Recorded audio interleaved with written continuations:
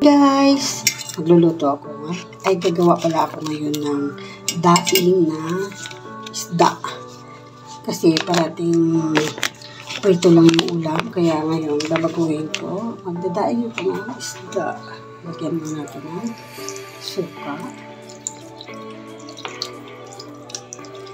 Ayan.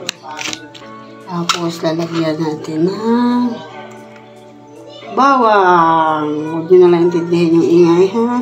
Kasi may mga side, may mga ingay sa labas.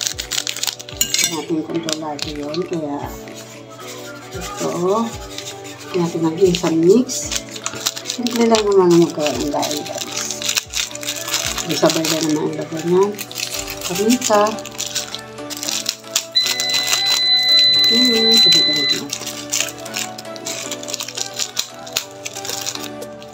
Tapos, ibabat lang natin ito ng mga kahit lang bago mananghalian at saka ipiprito para kababat talaga siya.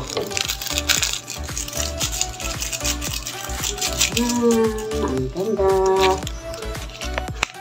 Ito po maasim, kaya bigyan natin na kunti pang suka para ano siya talaga, lutong-lutong sa suka.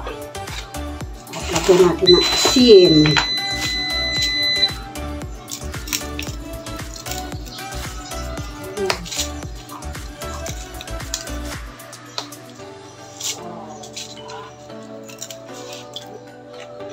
Okay, babad ko lang to, guys. That's it.